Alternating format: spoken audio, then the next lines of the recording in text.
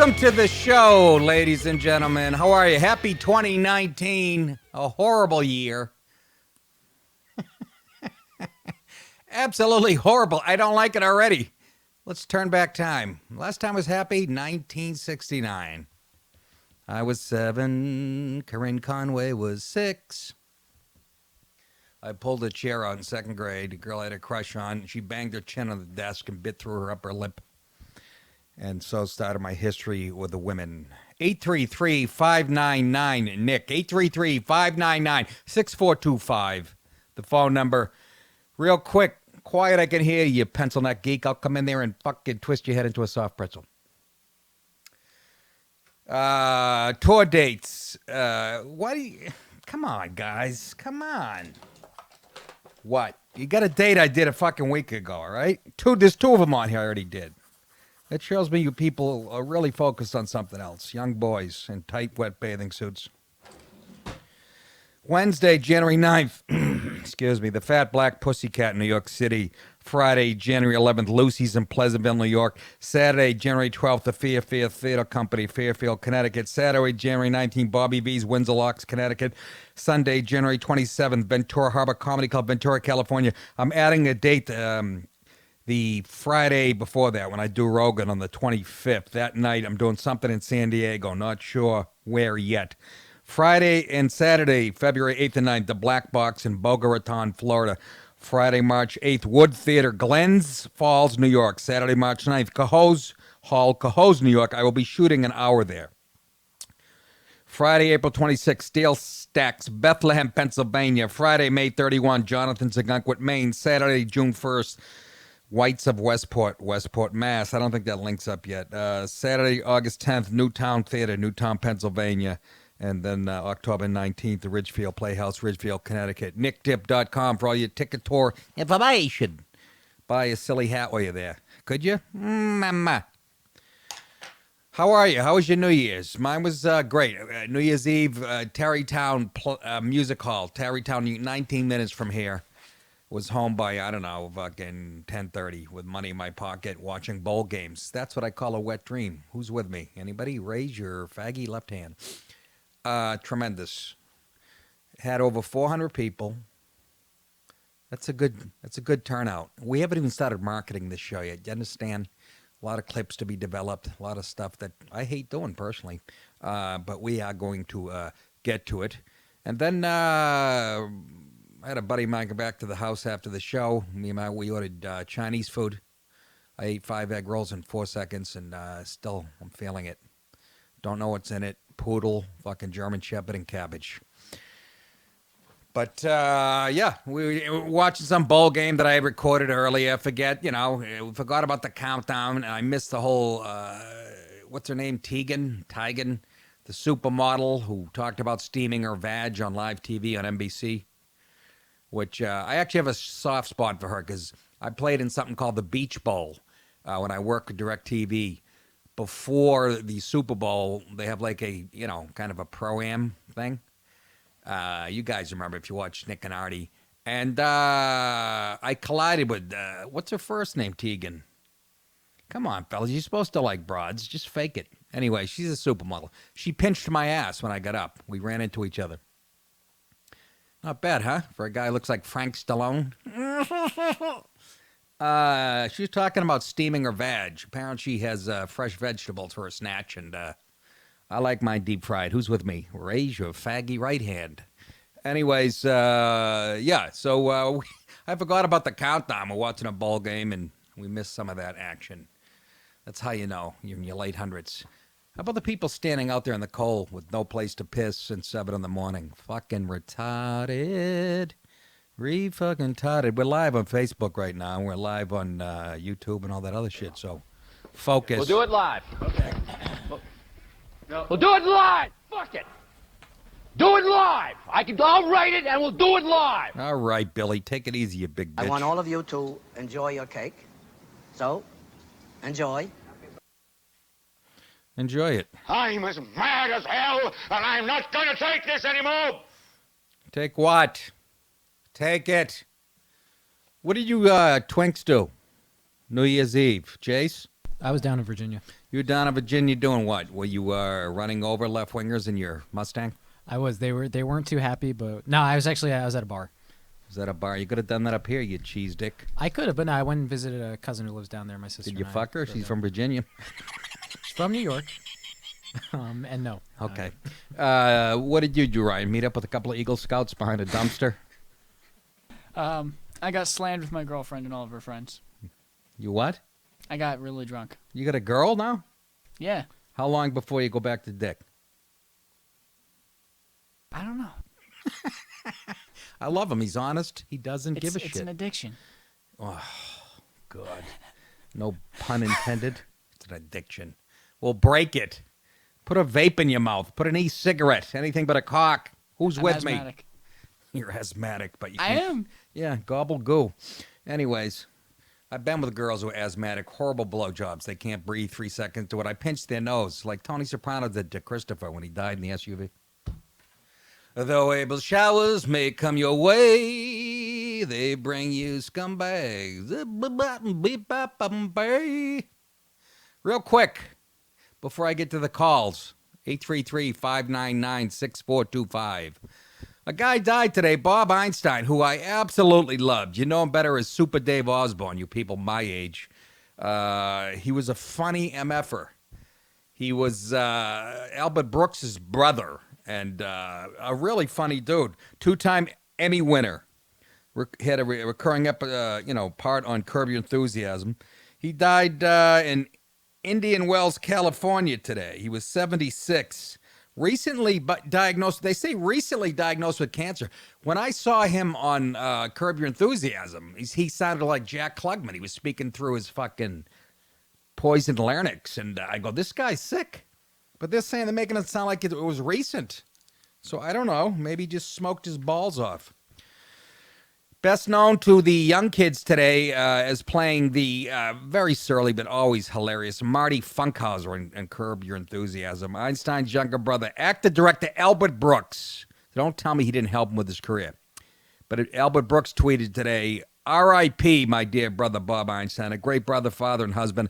A brilliantly funny man. You'll be missed forever. I happen to agree. I used to love when he came on Letterman back in the day. And his career dates from the 60s. He won an Emmy as part of the writing team for the Smothers Brothers Comedy Hour. Went on to earn Emmy nominations as a writer for Sonny and Cher, Comedy Hour in 72, and in 74. 2 more Emmy nods for writing on the Dick Van Dyke's mid-70s series, Van Dyke and Company. Listen to this. He didn't even want to go into... He hated stand-ups because Milton Berle and other comics told jokes at his dad's funeral in 1958. And that's when Bob said, I'm never going into comedy. Instead, he went to Chapman College, played basketball, pursued a career in advertising. When he did a TV performance on a local cable show for a friend, pretending to be the man who installed the stars on the Hollywood Walk of Fame, it caught the eye of Tom Smothers. This shit kills me. People get, like George Lopez got discovered by Sandra Bullock at a comedy club I've played 50 times in Austin. I mean, I've been out there 30 years. Nobody important. Fucking Mike Lindell, the My Pillow guy, showed up at a show and couldn't even put me in a... Anyways, local cable, and he makes a career out of it?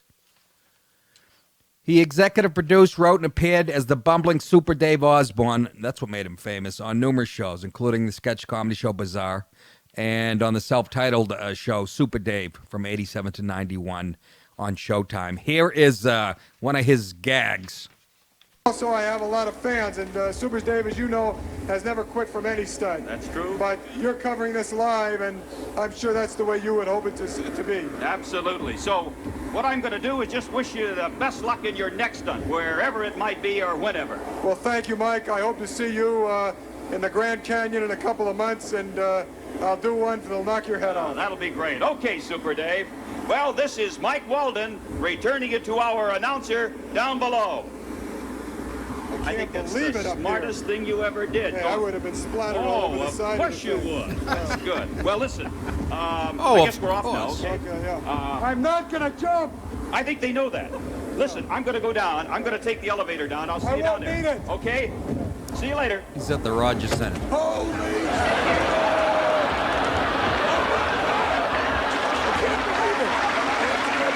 I got it. The ball. Super Dave, are you all right? Oh, yeah, John, I'm just fine. Got your touch. Honest to goodness, I couldn't believe this terrible, terrible fall, but you seem to be all right. Are you going to be all right? Why are you talking to me? I need an ambulance. I got about a minute to live. I'm in pain here, okay? Don't you worry, Super Dave. We're going to get that ambulance. Help me, Putz. Oh, ladies and gentlemen, what you Help have me, just Putz. seen is absolutely the most unbelievable stunt that I have ever seen by the remarkable Super Dave Osborne. John. Our best I'm in wishes pain. go for a speedy and complete recovery for Super Dave. I'm dying. And now back to the song. What is that noise? Oh, my God.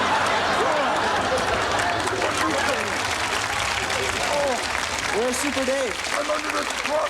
Looking on the side of the tower. Let's check it out. Remember, kids, don't try this stunt at home. Could you just take me right to the graveyard, please? All right. Rest in peace, Bob Einstein. Rest in peace, I said. It's like peace, only it's, you know.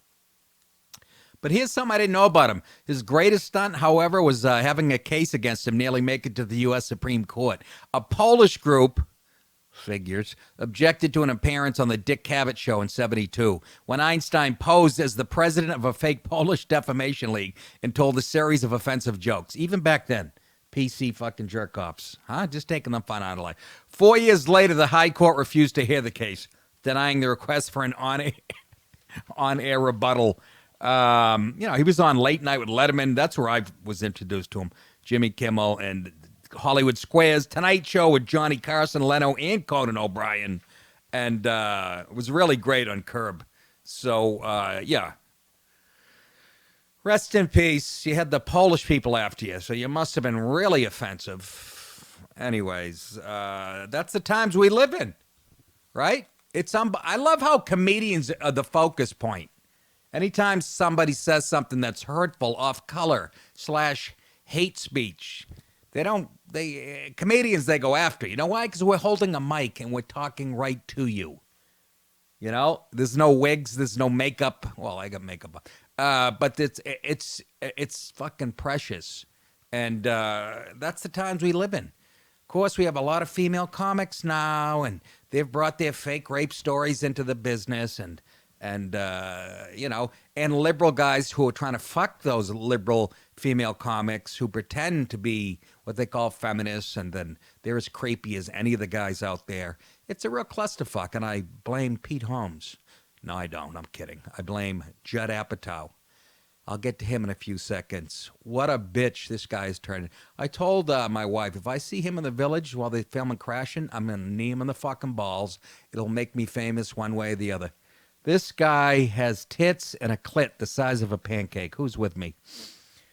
The Abel showers make him Louis C.K., my buddy, my old roommate, who I absolutely love him even more now. And I've stated many times, I didn't condone what he did with those women and shit. And if he did it to anybody I knew, my sisters or I would have fucking punched him right in his freckled face.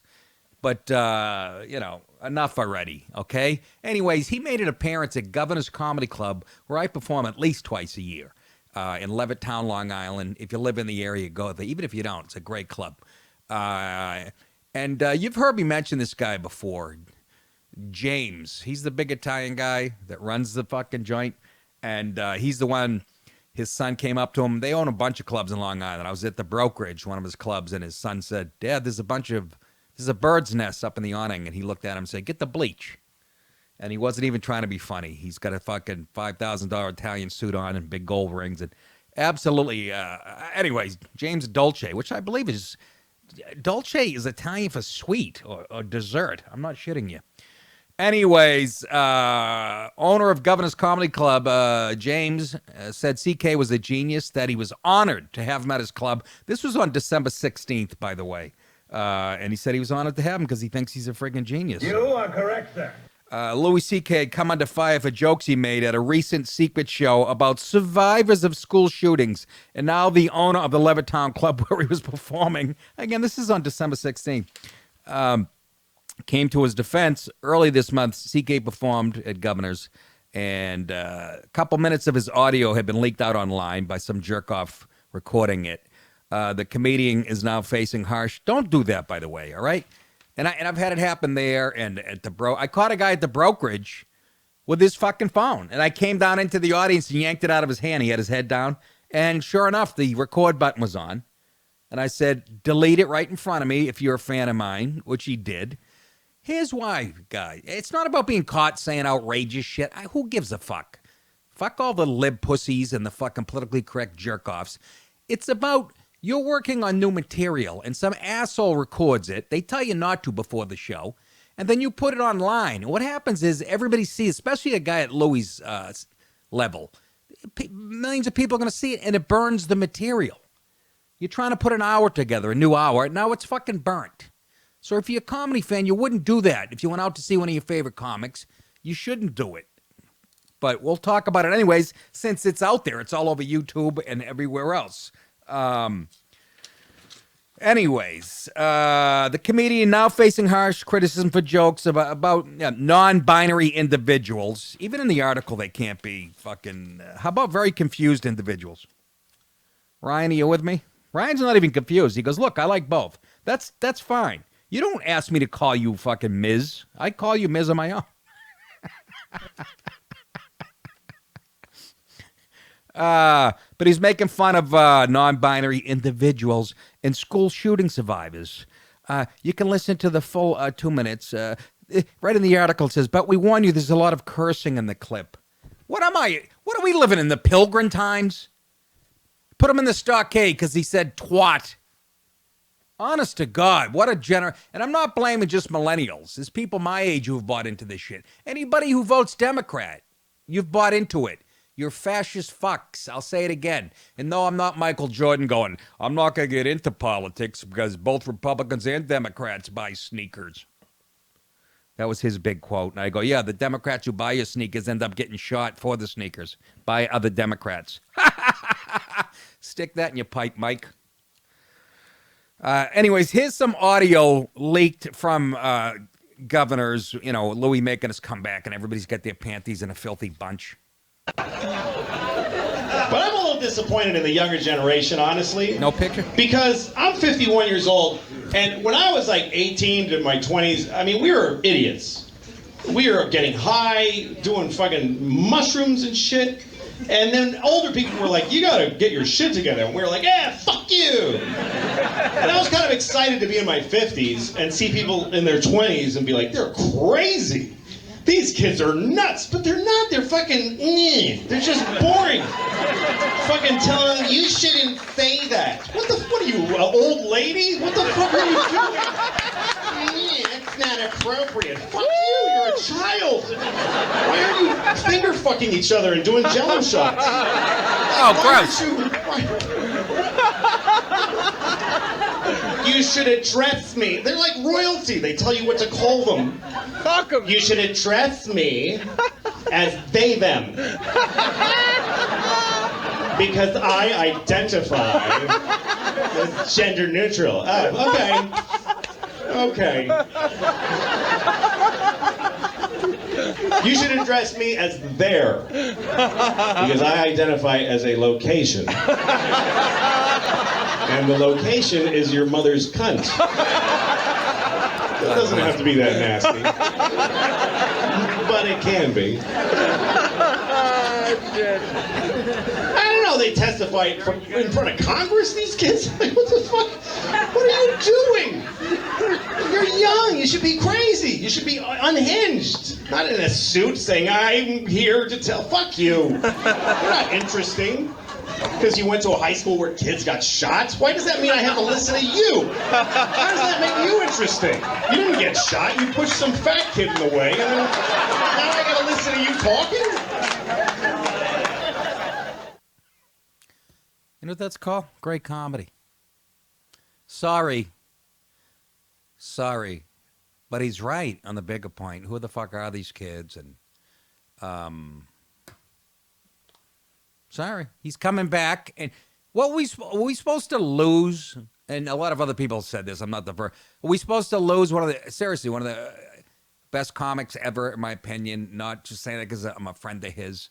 IQ through the roof. He's a great dad. He's raising 2 daughters on his own. We're supposed to lose him in the comedy world because he showed his dick to a couple of broads who are actually going, how can this help my career?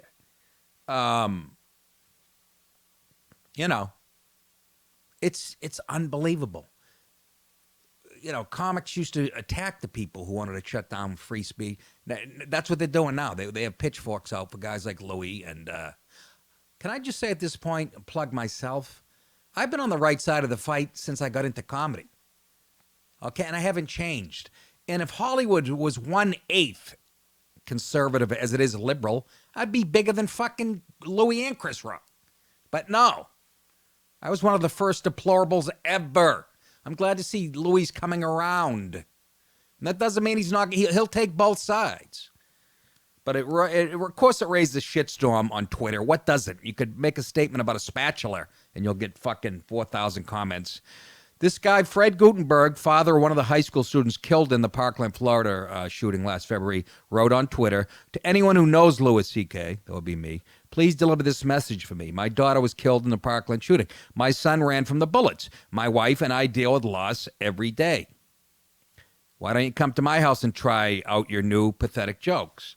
And I'm just going to tell you, Fred, I know what Louis gets. That would be a lot of goddamn money.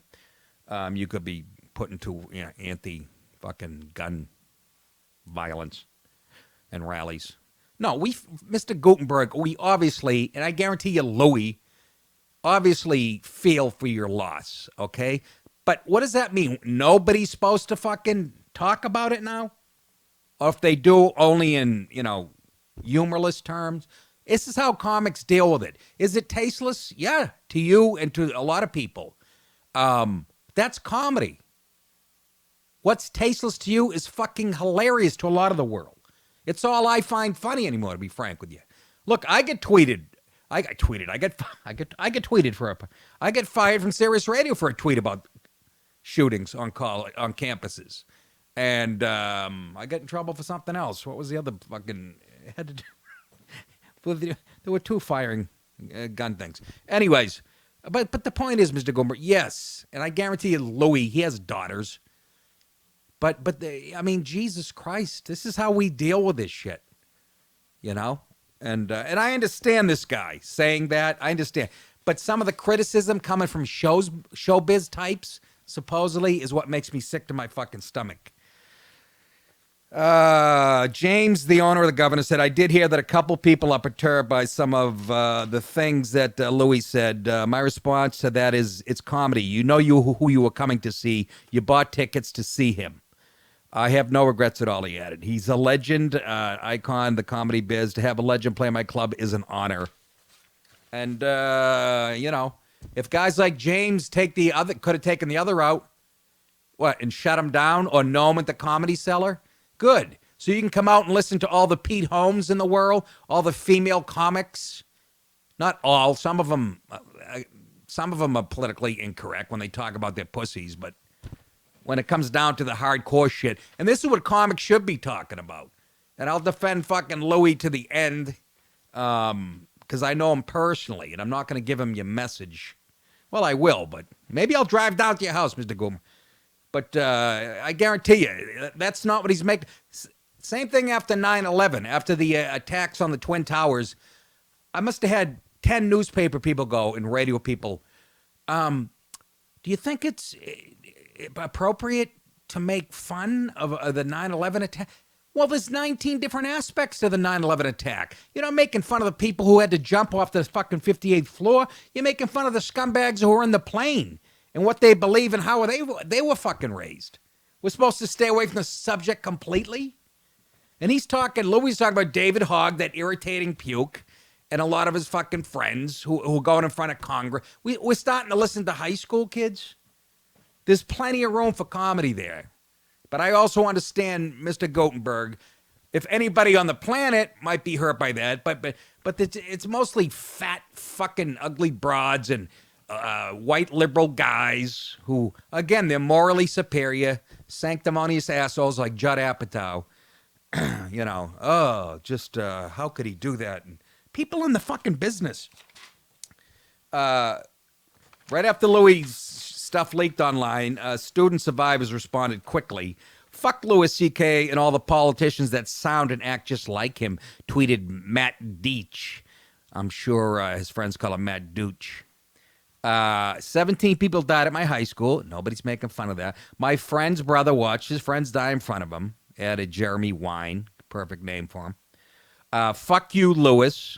Good argument. Seriously, if you're a club in New York City still welcoming this POS into your room, fuck you too. So again, we can only joke about what these kids find. Cameron Kasky, a Parkland survivor and co-founder of the March for Our Lives movement, told the Post he used to like some of CK's comedy, but this isn't the voice of intelligent and edgy Lewis. He said, this is a very angry individual. That's right. He's a human being with real emotions. Do you understand that? Those are the best comics. Sorry this hit too close to home. But again, I bet you he did other shit in his act, going after whatever, made a homeless joke or whatever, and you were fine with that. So when the homeless advocates come after us, we have to shut up. When you come after us, we have to shut up. Then there's no more comedy.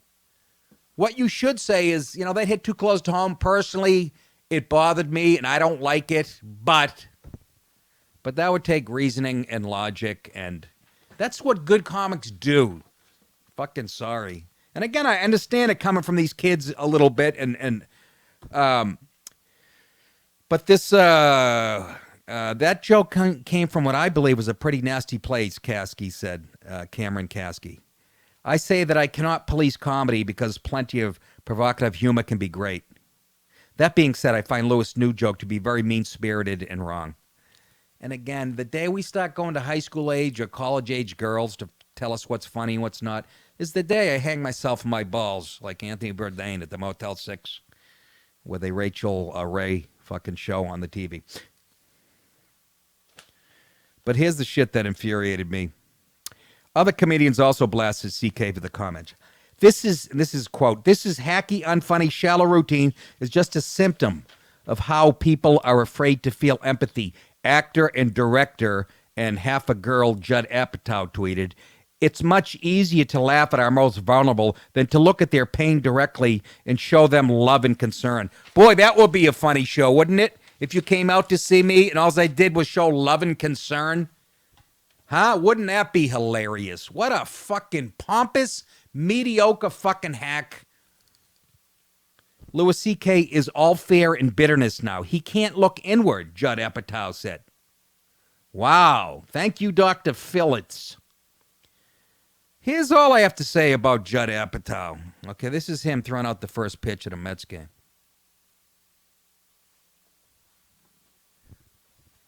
That's right, schmuck. Be embarrassed. Be fucking embarrassed. He's a fag. Show that again, please. This is who you guys, this is your edgy director. Look at when people say to me, Nick, throw like a girl on purpose. That's it. When a guy pretends to throw like a girl, he's a fucking girl. Okay? And I know him. I did the Young Comedian special in 1992 with him on HBO. And something about Long Island and liberals, the ones that come from New York, who are just fascist, living in a bubble, fucking makes me sick to my stomach. I am actually angry at this fucking guy. Nice fucking throw. Comic Andy Richter, another closeted fruit. You know what's the worst, most boring kind of comedy? The kind where older white men are angry that older white men can't do or say whatever the fuck they want anymore, said the pudgy guy who sucked Conan O'Brien's dick for a career. Get over you were bullied, Andy. Get over it.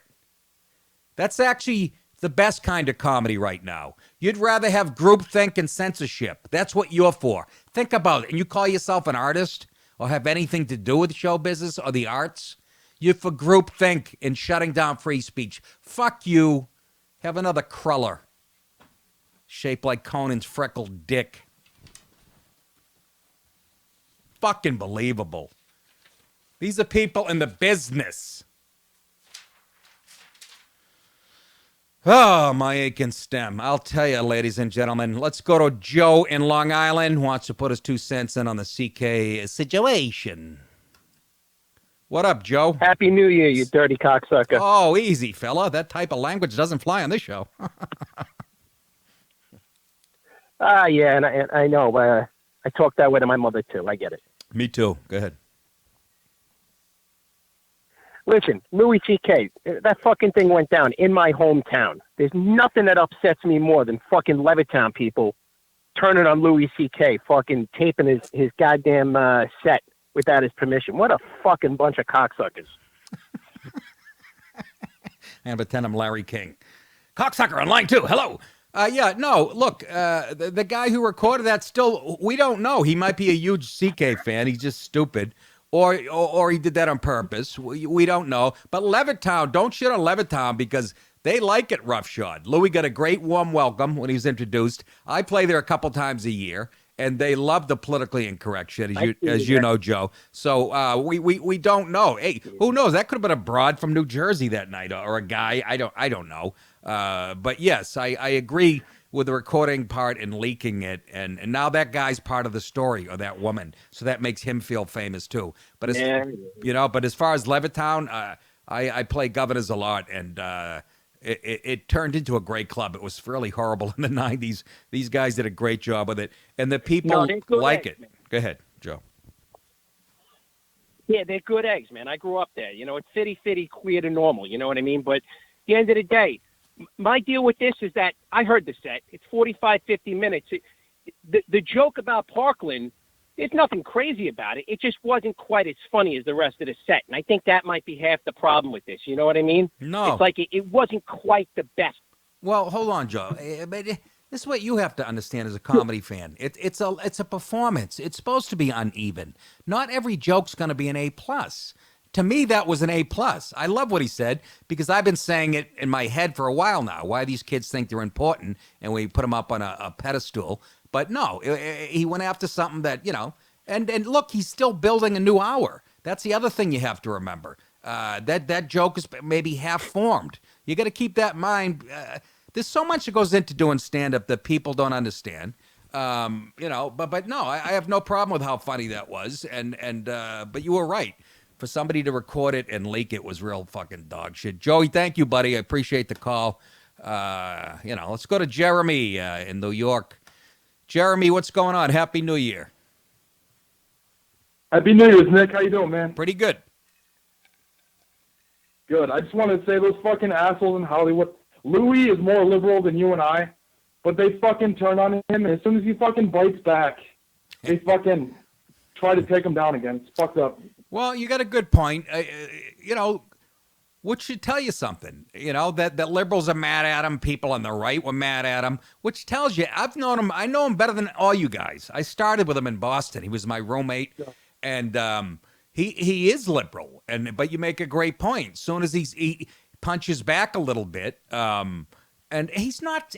It's not like he's out there going, "Fuck these anti-gun people." That's not what he's saying. He's making fun of the pomposity of these kids and how we put these kids on a pedestal, which is a great fucking point. He's not the first guy to think of it, I'm sure. No, you're right. The left will turn on you in a heartbeat, and that's good when they stop. They're like fucking piranhas. Yeah, Louis an old school liberal. I was on his show a lot on the Louis show, and he would let me say my conservative piece. Yeah, that fight was hilarious. Anyway, thank you, Jeremy. Good call, buddy. He would let me get my point out, my point of view. He would write it and let me approve it. So, and I'm not just saying this because I know him personally and stuff. I'm just saying. And again, the whole hashtag Me Too. I didn't agree with any of that shit, but tough shit if your feelings were hurt. You know, what am I supposed to? I knew somebody. My sister Donna's best friend was the first person killed in the 9/11 attacks. She was a flight attendant on one of the United flights or whatever it was, American. And she was like the first. She was stabbed to death. 3 days later, we're at the Comedy Cellar 3 days after 9/11 making jokes and doing a show in front of 10 people. I mean, that's what art is, folks. So if you don't like that type of shit, go see Chris D'Elia or fucking, whoever.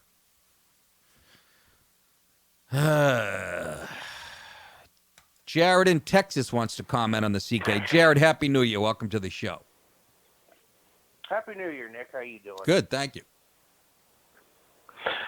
Yeah, I listened to the whole set last night. I thought it was hilarious. And, I've listened to Louis since he was on O&A, since you were on O&A, and he's been the same guy. You've been the same guy. I just don't get it. There you go. You know what? It's a great point, Jared. Manny Dwarman, the guy that owned the Comedy Cellar, he actually said this, and I think Louis told me. He said it to Louis. He said back in the 60s, they called me a liberal. This is a 72-year-old Jewish guy. He said they called me a liberal. Okay. This was a couple of years ago before he died. He said, I have the same politics now, and they call me a conservative. It's the fucking world that changes. It's not the... And you're right. Louis been consistent. He's always been... He's always been a little... People like, yeah. But his brilliance comes out, and he doesn't rely on being dirty or shocking. And that's the difference. It's so muddled. People don't understand. But you make a good point. Patrice O'Neill was consistent in his point of view, and those are the comics you should welcome. Mm-hmm. Those are the comics you should welcome with open arms, not the ones that backpedal and they're like, oh, I got a movie career now. I better agree with the liberal point of view. So I think you make a good point, Jared. Yeah, and I just want to say this last thing real quick. That's what I don't understand about, why people are crucifying them the way that they are. I mean, sure, he did some bad stuff, but based on what's come out recently in Hollywood, it certainly wasn't nearly as bad as a lot of that stuff and that weird-ass Kevin Spacey video. I mean, all of it, dude. Right. It's just, I don't get it. I just don't get it. But, hey, you coming to Austin anytime soon? Austin's too fucking liberal. Move. Okay. All right, man. It's a great town. I love Austin. I've got drunk there.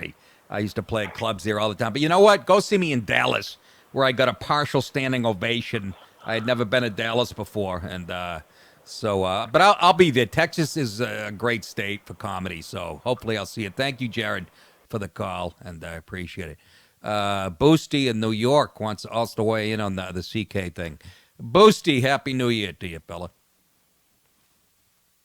Hey, Nick, Happy New Year to you, too. The thing is that that person that was recording that, do you think Louis knew that was being recorded? And No. You're getting really cynical. Because it kind of seems... Go ahead. Yeah, I kind of think that, Louis is trying to get back in now with the right-wing people, because the left definitely screwed him over, in my opinion, all those elites in Hollywood, like Amy Schumer, Howard Stern. I'm being honest, because once he became famous, he stopped going on O&A. So my feeling is that, we already know that he's a liberal, but maybe he's trying to get in with the right-wing people now, the people that are pro-Trump, that are conservative, trying to, get it back into the business, because the guy lost a lot of money. They say he's lost like $30 million since that time when that stuff came out about him jerking off in front of the girl. Right. Look, I see why.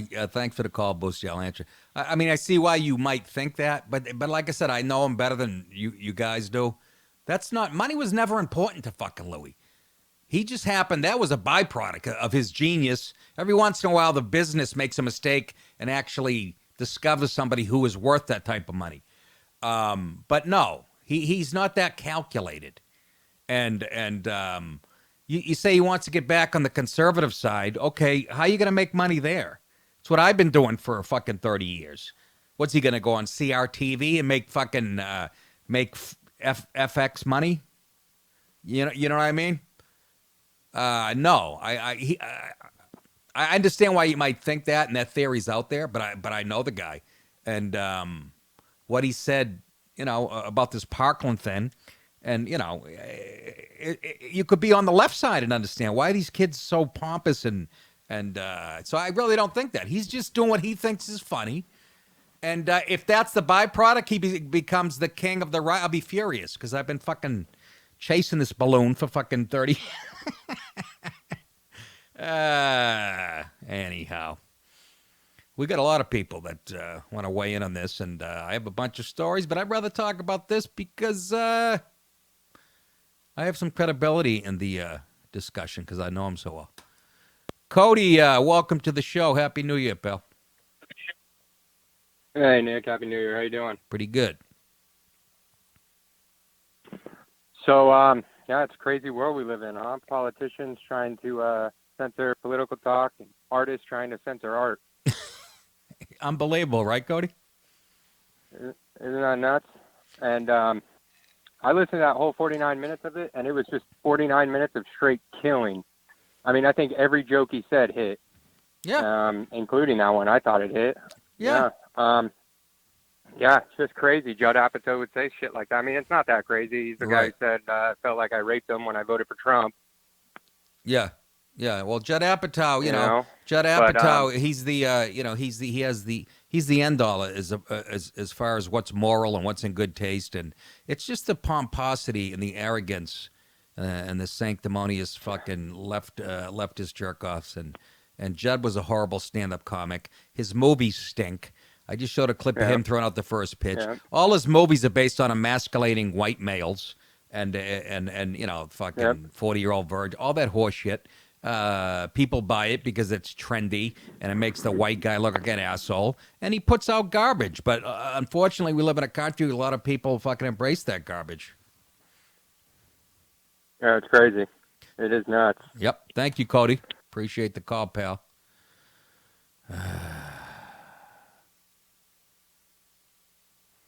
Let's go to Jake Bender in Layton, Utah.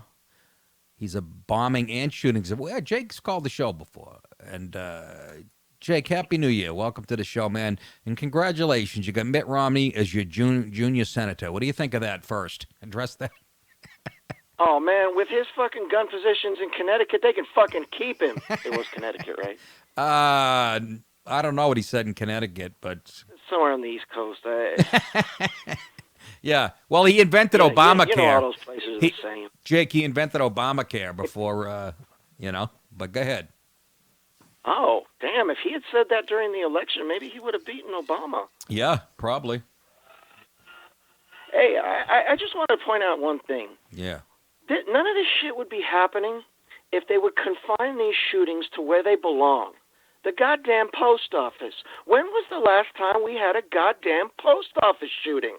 Well, I sort of made that joke, only I said it should be confined to faculty. I said it should be. It's what got me fired from Sirius Radio. I said these shootings should be confined. Oh, shit. I better get off the phone. They should be confined to the faculty room at Berkeley and at San Jose State. And, yeah. You know what I mean, Jake? Much better joke than yours, but go ahead. Jeez. No, the other thing, damn it. Sorry, I had brain injury. Oh, yeah. Look, I've been in a bombing in Kirkuk where over 100 people died. Oof. I was picking up pieces of friends. I was picking up pieces of strangers. Oh. I was picking up pieces of the asshole that wore the bomb that blew the dining facility up. Wow. You remember, you said you've been to Afghanistan. You remember how they always gave you plastic silverware? Yes. Yes, they did. That day was the reason we stopped using metal flatware, because the fucker with the bomb on stood right next to all the forks, knives, and spoons and hit it. Is that right? Yeah. No kidding. It's 2004 Kirkuk. It was like my third day in country, I think. And it was... I didn't know that. I don't think any of us slept for like 2 days because there were so many doctors were wounded. The medics were doing doctor work. We were doing medic work. It was... But you know what? I still joke about it. And you know why? Because that's the only way I can fucking deal with it. Fucking men, Jake. That for what some people But the thing is, they won't deal with it. No. These people going on TV, they haven't dealt. No, they haven't. That's the thing. They've never felt any real pain in their lives. It's the reason comics become comics, the good ones. I think I realized in 6th grade. Yes, Richard Jenny. Yeah, what an awful place. Rest him, but yeah, damn. Absolutely. Jake, thank you, buddy, for the call. Listen to his stories. They're all about shitty things that happen. Yeah, yes. Yeah, and he took his own life. Jake, thanks, buddy, and thanks for your service. He's a regular caller on the show. Okay, he sees something like that. My dad's dying of Alzheimer's. Am I supposed to yell at comics who do Alzheimer's jokes now and shit? Am I supposed to get upset? You can't fucking think that way.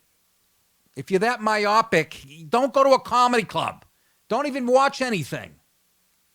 Christ, that goes for you, Judd. I'm gonna throw it. He's a fan. No, he's not. He's got a beautiful wife. I'm just saying. It all goes, I'm telling you, Andy Richter, Judd Apatow, all the people that are getting all over Louis. It all goes back to them being bullied as a kid, never got the fuck over it, which surprises me because most of these pussies, they go to fucking shrinks. They're a big believer in the talking cure, yet they'll never get over that they get fucking hit in the face with a dodgeball. Honest to God, that goes for Shepard Smith on Fox News Channel.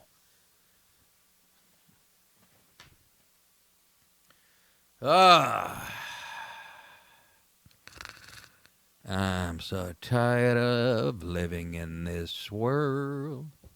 Am I right? And I keep bringing this point up, and I have for 20 years. Again, always a little ahead of the curve, but nobody's paying attention. The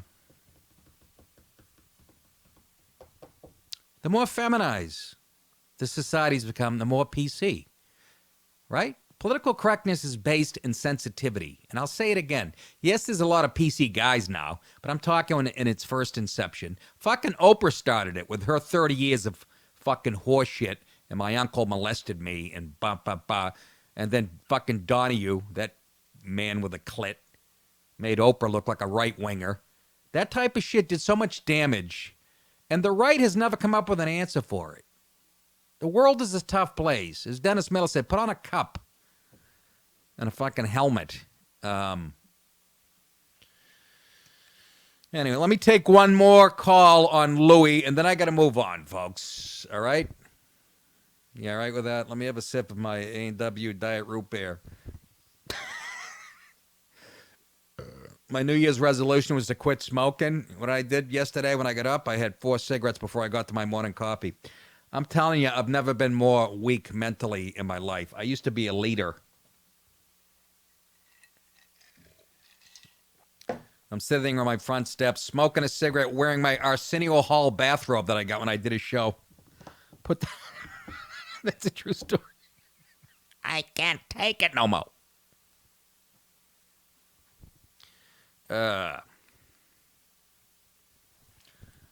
Let's take one more on Isaac in Minneapolis, who's been on the line for a while. Isaac, Happy New Year. Welcome to the show. Hey, how's it going? All right. Hey, I just think it's interesting that, people are treating this as though Louis stepped up to a podium to make an official announcement. It's like, people don't realize how small of a club the Cellar is. He did this in front of 70 people, and it was all comedy. Well, no. People forget that, I think. Hold on. This wasn't the Cellar. What we're talking about today is Governor's Comedy. Oh, it wasn't? Okay. No, Governor's Comedy Club in Long Island, which holds about 250. It's not. I mean, Louis plays Madison Square Garden, right, but so still. Yeah, no, everything's relevant. You're right. Right. Yeah, and you're right. You're absolutely right. They treat comedy, and I've said this. I say it when I'm on stage, and I'll say something off color, and the crowd will moan. I go, hey, you're not watching the fucking NBC Nightly News. Take a look around. There's pictures of fucking Richard Pryor and Bill Cosby on the wall, you dumb fucks. You know? You're absolutely right, Isaac. You make a great point. Go ahead. I know this is a little off topic, but I'm originally from Tulsa. And if my memory serves me correctly, I think I saw you do a set one time. I think it was the day that John John's plane went down. Yes. Do you remember? You are correct. And the first thing you said when you got on stage was, did one of the Kennedys fuck a leprechaun or something? That might have been a leprechaun. That's what it was. Yeah, it was. I actually said something. If you get in a plane with a Kennedy, on a foggy night. He's had his pilot's license for a year. I go, you're just asking to fucking die. It's suicide by Kennedy. I go, I mean, these fuckers die every week. I go, I think they lost one of them in a pillow fight in 1968. I just remember it was a magical moment. Yeah. Nice work. All right, Isaac. Thanks, buddy. Happy New Year to you. I was at it was Tulsa Comedy Club. It was right across the street from Bob, what is it? It's a real religious school. Bob, oh, for Christ's sake. It's a real... Brigham Young? Not Brigham Young. That's in Utah. But somebody will know. But anyways, in front of the school, there's a statue of praying hands, like 40 feet high. And I was on the radio doing morning radio to plug my gig that weekend. And I mentioned the statue of the praying hands. I said they ought to put a dick in one of those hands to let tourists know what they're going to be doing in Tulsa for the fucking... I go back to the hotel, and there's a message from the club owner going, look, man. But he wasn't mad. He goes, but the phones are lighting up for the next hour and a half. And I got heckled that night by a husband and wife. And I thought it was a husband and wife. The guy was yelling shit out, and the wife was yelling shit out. And I said something like, when he go, go. I said, well, get the fuck out of here. Go fuck your wife. And he goes, it's not my wife. It's my sister. I go, it's Tulsa. What's the difference? He got out of his chair so quick. And the wife went around this way. He went around this way. The doorman tackled the husband. He would have killed me. He was a strapping, fucking Tulsa guy. I go, it's Tulsa. What's the difference? I didn't even say finish the word difference. He was on the way to the stage. I'm like, nah. Is it Bob Jones University? Yeah. Bob Jones. Evangelical University? Yeah. Known for its conservative cultural and religious positions. Yes, and I said that and lit up the phones with a very funny line that scared the shit out of the radio station and everybody in the town. But I remember selling tickets the next day. Anyway, let's move on, shall we, folks? Angry Republican, a National Committee member, launches a GOP civil war with the anti-Romney letter. This is interesting. Flipping Mitt Romney is back in the fight. He just became the junior senator out there in Utah. A member of the Republican National Committee claimed Tuesday night in a letter to the other 167 committee members that Mitt Romney's anti-op-ed published hours earlier was an act of calculated political treachery against the president. Javon O.A. Williams, a black fella, the RNC member who represents the U.S. Virgin Islands, wrote that Romney could use loopholes in the nominating process to openly challenge the president's renomination in 2020. He said, with Republicans like him, who needs Democrats? And he made a fucking great point. In his op-ed, Romney, this was in the Washington Post. We have, I'll find it for you. Mitt Romney in the Washington Post, okay? That's not Mitt Romney, that's his butler. But what? Gilligan! Can we blow that up? I'll read it anyways. But this is his op-ed. I'll rip through it, okay, in the Washington Post.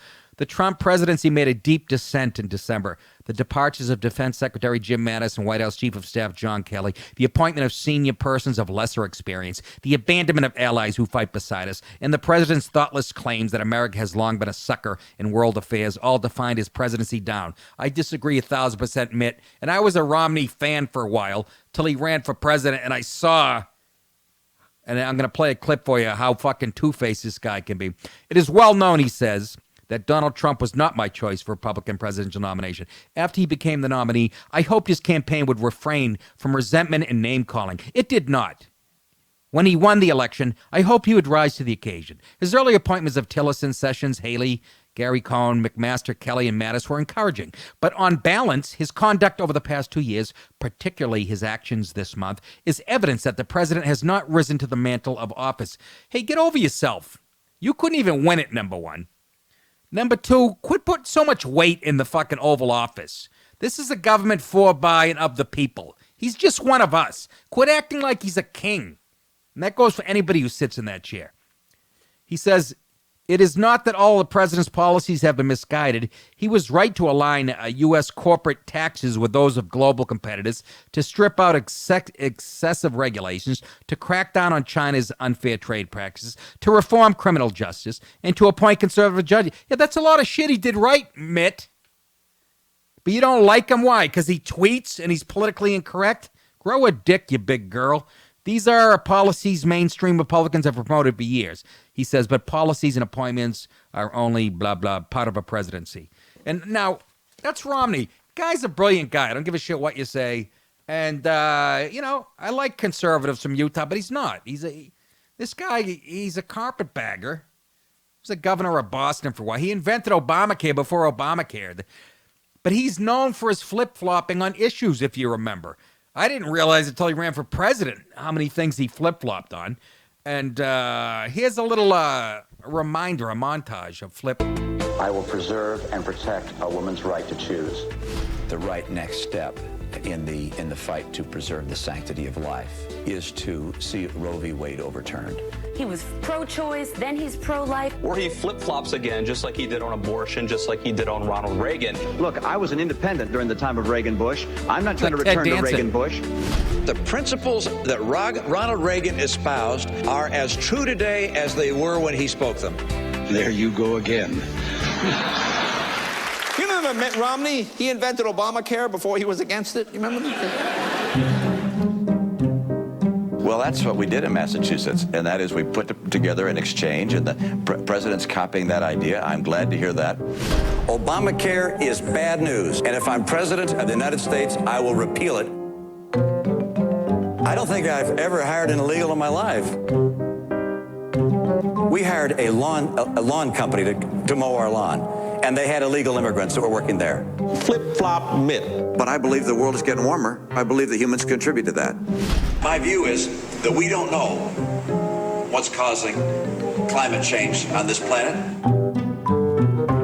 Mitt Romney's reputation as a flip-flopper who changes position because of political expedience. If Republicans didn't like Mitt Romney's position on the so-called union-busting proposal in Ohio, all they had to do is wait one day before he changed it. I'm not speaking about the particular ballot issues.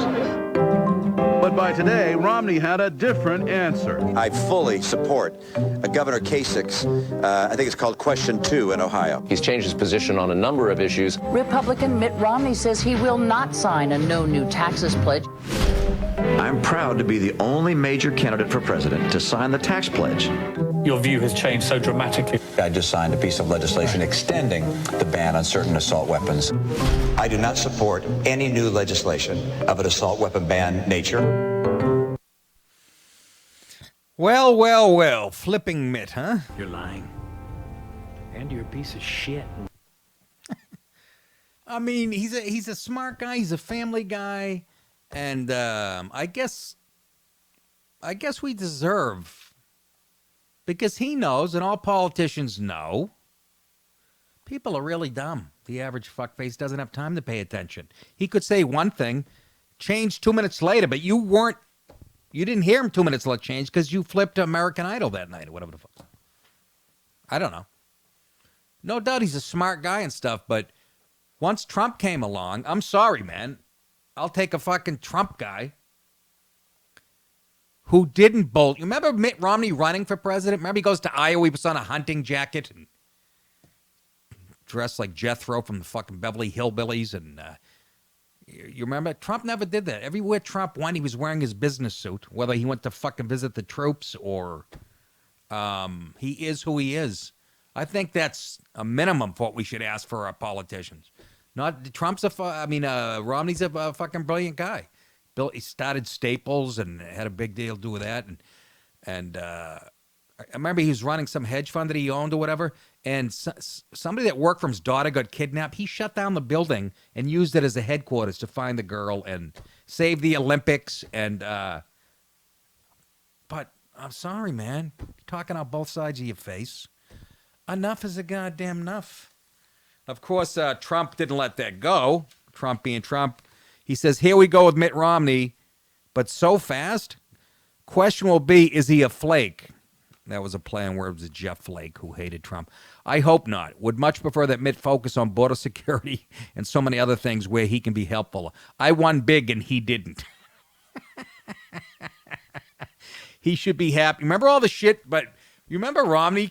I should have pulled that clip. When Trump was running, Romney came out and said he's a liar. He's a brutalized Trump. So He said he should be happy for all Republicans, be a team player and win. But that's not what happens, Mr. Trump, in politics. You're the only one. God bless you. He tweeted on Tuesday. Oh, this is the guy defending Trump at the beginning of the article, the black guy from the Caribbean. He tweeted on Tuesday, what was the guy's name, Javon? That unnamed black media voices promote the liberal agenda, which is in total conflict with the black agenda. So this guy's, he's a big player in the RNC, and he's trying to convince. And he's also an immigrant, a combat veteran, a black American, a millennial. And as a member of the RNC, I wholeheartedly support and endorse Trump for renomination. He says, unfortunately, loopholes in the rules governing the 2020 renomination campaign, I looked them up, it was too confusing to get into on this show, are enabling these so-called Republicans to flirt with the possibility of contested primaries and caucuses. And I also asked if whenever that happens, the incumbent never wins. That's him. That's Javon O.A. Williams. What's his name? Javon O.A. Williams? All right. I thought that was, really, I thought that was a running back for the Broncos. I'm serious. I'm not being racist. I also asked for your support of a resolution declaring the RNC's unanimous and unequivocal endorsement of Trump for renomination. This resolution would also declare him the presumptive nominee in 2020. Javon O.A. Williams, National Committeeman, Virgin Islands. We need a break from the heavy shit, don't we? Let's do a little palate cleanser. You know what I like to watch? I'm into MMA stuff, and I love college football. It was a dream weekend for me. But when I get bored with that, I like to watch, pissed off little people.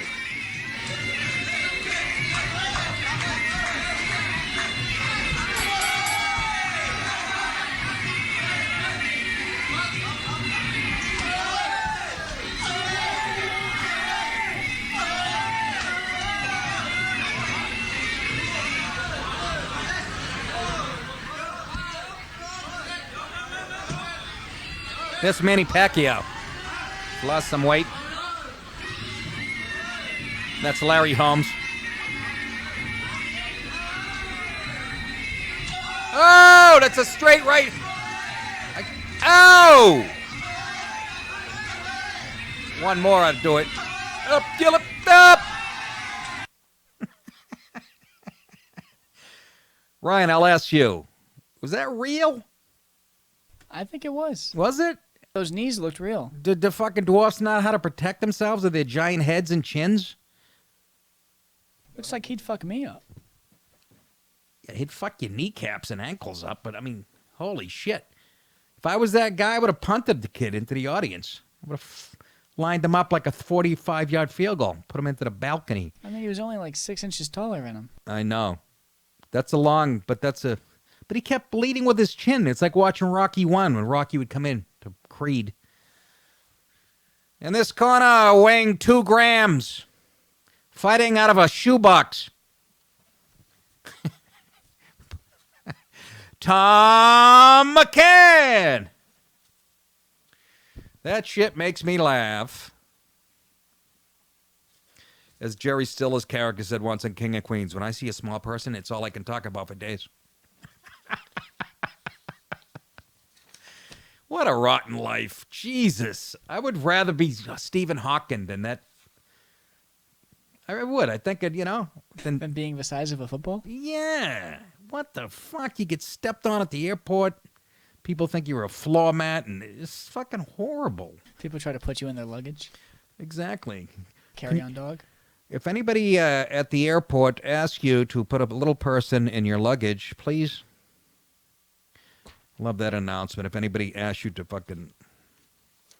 Yeah, some guy with his emotional support camel asked me to fucking hold his dynamite belt.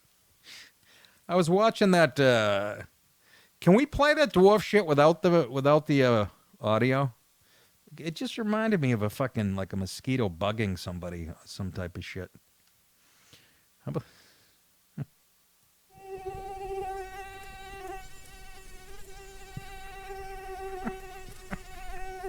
Give me a can of Raid, I'll knock this motherfucker.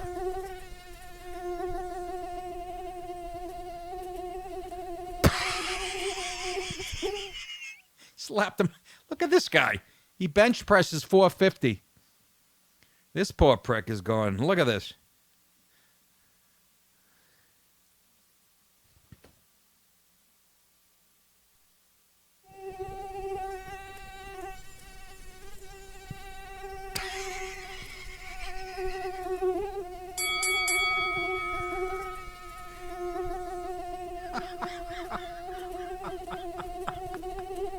Yeah, a friend of mine wrestled a dwarf in high school. Seriously? Yeah, it was a legitimate high school wrestling match, and he was winning. And then the guy just fell on him, and he was so dense he couldn't get him off him. No, he didn't lose to a dwarf. A grown-sized guy? Yep, he was pretty tall, too, for his weight. See, no, you're kidding, right? He couldn't get a dwarf on him? Off him? He was winning, and then once he fell on top of him, and he was like, he's way too dense, I can't move him. Way too dense. What's he made of, plutonium? He's a fucking midget. Well, it's the same weight class, but like smaller. It's like a giant. He weighed the same as a grown guy? This fucking... Yeah, they were wrestling at like 130. What are their bones? Titanium and shit? Listen, if ever you're fighting a midget or a dwarf and he's on top of you, you know how you get him off? Just like you burn a tick off your dog's balls with a lit cigarette. What's the matter with you people? I love his arms. The gloves were the size of his whole arm. Yeah, when you say that, it scares me. Anyways.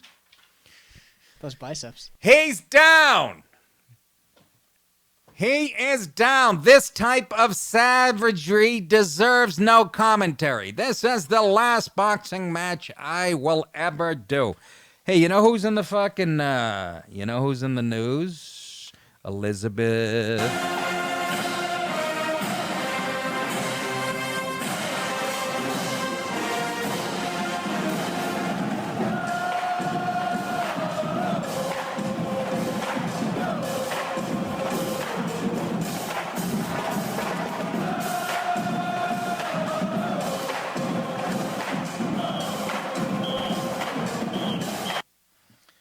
You guys are going to see her at her best. What a piece of cheese this fucking asswipe is.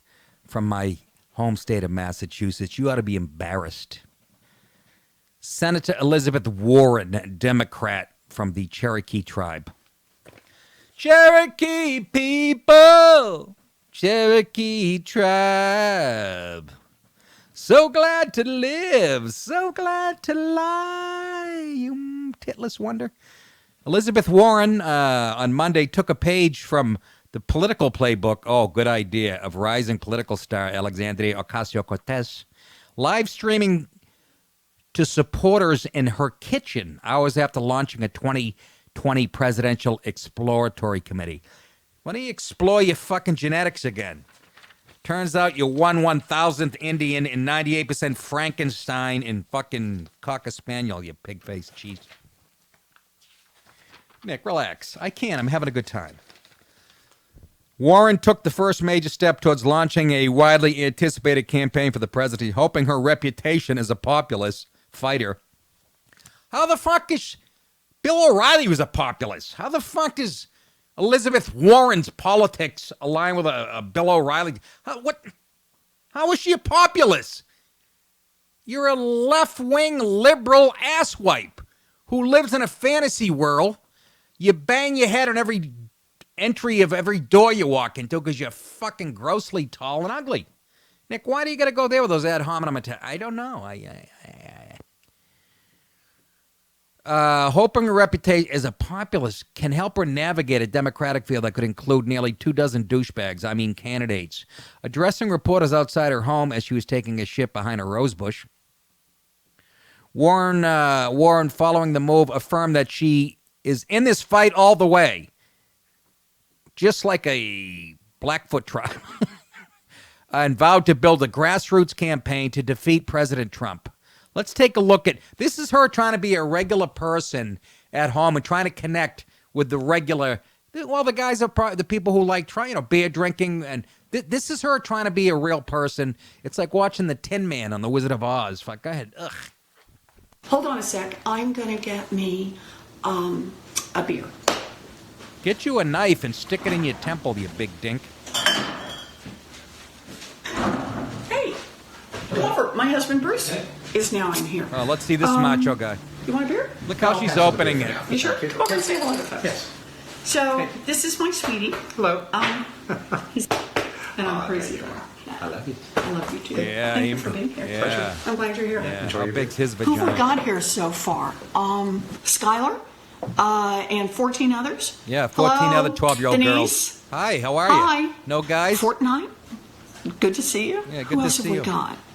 Kenny, is that right? Yeah, Kenny and the boys? Yeah, that's Kenny Glad to see G. you. Is that Greeny Goddess? Wow. That's a name I'd like to have. Would you? Why don't you take Pocahontas? There you go. Sucking it like a fucking corn on the cob. Or as my mother always referred to me, the surprise. She's drunk now. Look, she's shit-faced. She's a Native American. She get drunk on a half a beer. We had to decide was when to do this. I never thought I was going to run for How about politics, any kind of 2039, you elected fucking office. filet mignon? So who else have we got here? Darth? It's good to see you, Darth. I'm glad you're here. Oh, No, that's what gets me in this fight. That's what makes me excited. So, here's to 2019 and changing the world. Happy New Year. Bye-bye. Changing the world, you pompous. Okay, shut it off before I shit blood. She almost breaks my... She makes fucking Hillary look like RuPaul with that personality. It is the more far left, the fucking more lack of charisma, of just humorless. That's her idea of being a regular person. She took one sip of a beer that a focus group picked out for her after a fucking 2-year study. Oh my God.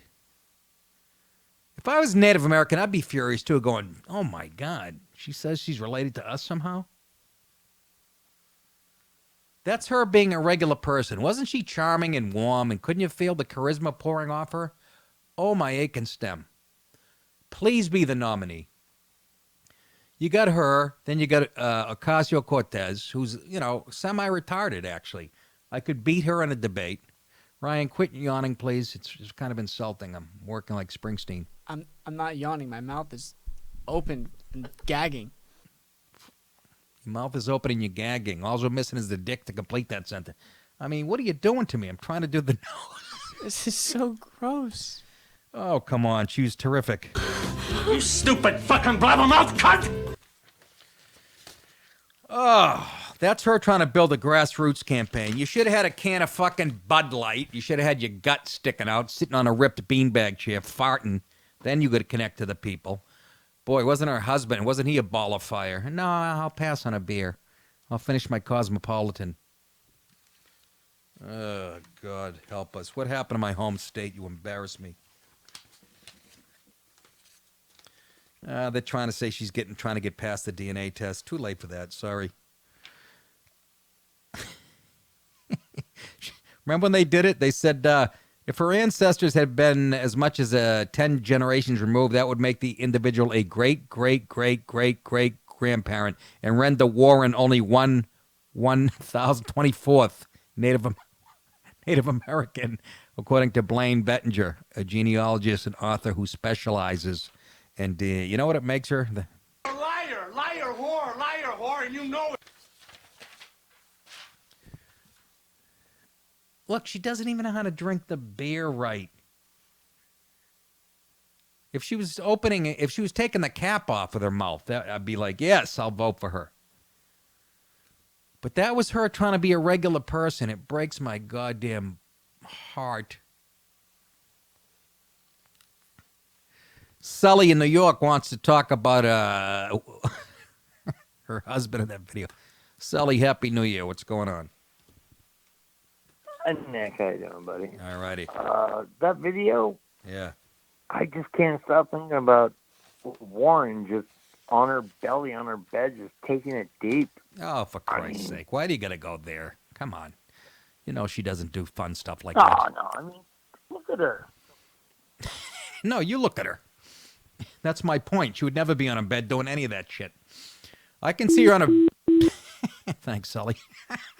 Sully goes, I'm no match for Nick. I can see her on a bed with a corn cob or as she calls it, amazing vibrator.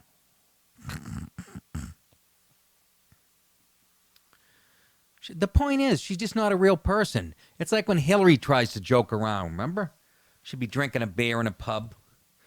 Cut to her 2 seconds later, she's in there sticking her fingers down her throat because she just had 4 lobster rolls to impress the fucking people at the Martha's Vineyard. And meanwhile, the sodium is blowing her feet up like Clydesdales. And I don't know. They just don't have it. They were bookworms. They didn't get laid. Guys weren't attracted to them. They're bitter.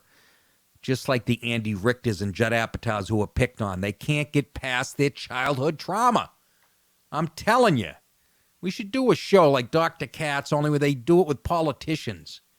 And go, why are you still mentioning bullying when you're 71 years old and running for Congress? Answer me that, you dink. Did the dodgeball hurt that bad, you fat fuck? God, get over it. Judd Apatow throwing that ball. Oh, my God. That's an insult to women. If I said he throws like a girl, that's an insult to most women. He made Baba Booey look like Nolan fucking Ryan with that thing. Jesus Christ. It explains his movies.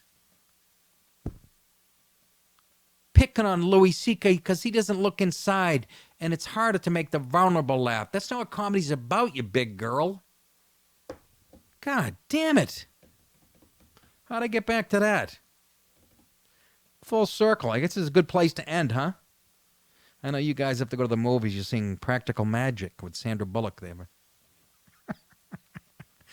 Again, let me remind you to watch Escape from Dannemora Prison. Please, please watch that. It is so good. Ryan, don't worry about it. The show's ending. Unless the guy's ordering a pizza for us, and then we'll take it. I'll save these for tomorrow. We got this. We got an 11-year-old student being docked points by his teacher because he wouldn't play her left-wing games. Actually, it's an 11-year-old girl. And we have a Mexican mayor shot dead on his first day in office. You know why? Because Mexico's a third-world shithole. I love the Mexican people, but where you can't go to, like, now. You go to, like, resorts in Cancun. You'll be on a dance club in wherever, and they'll roll a head into a dance floor. That actually happened. I'm not making that up. Those are the nice places in Mexico. And then you got cities like this guy who ran for fucking whatever. His first day in office gets shot on the way to work. So when Trump says third world shithole, and he wasn't even talking about Mexico, I don't think. He was right on the money. Anyways, that's enough for today, kids. I'll get to these stories and others. I have a commercial I want to show tomorrow just for men. As I sat and watched bowl games, had my white masculinity torn to shreds every other commercial. I mean, Adidas makes Nike look conservative. Have you seen the new Adidas commercial? They're trying to jump on that angry minority female, hey, we've been kept down by whitey bandwagon, which is it's a caravan, let's be honest. And they just show scowling minority. These kids are 12, 13 years old, just looking into the camera, black and Hispanic, just pissed at what? This is how you sell shoes now.